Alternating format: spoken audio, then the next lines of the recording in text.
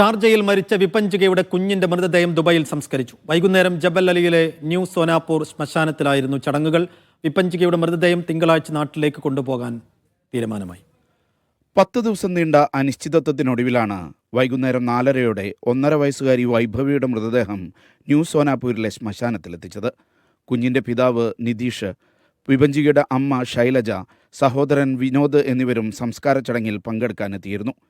കുടുംബങ്ങൾ തമ്മിൽ ധാരണയനുസരിച്ച് മതാചാര പ്രകാരമായിരുന്നു ചടങ്ങ്. മകളുടെ മൃതദേഹം കയ്യിലെടുത്ത് അലറിക്കരയുന്ന പിതാവ് നിതീഷ് ചടങ്ങിൽ പങ്കെടുക്കാനെത്തിയവരുടെ കണ്ണ് നനയിച്ചു. വിപഞ്ചികയുടെ മൃതദേഹം നാട്ടിൽ സംസ്കരിക്കാനാണ് തീരുമാനം. നടപടികൾ പൂർത്തിയാക്കി തിങ്കളാഴ്ചയോടെ വിപഞ്ചികയുടെ മൃതദേഹം നാട്ടിലെത്തിക്കാൻ കഴിഞ്ഞേക്കും.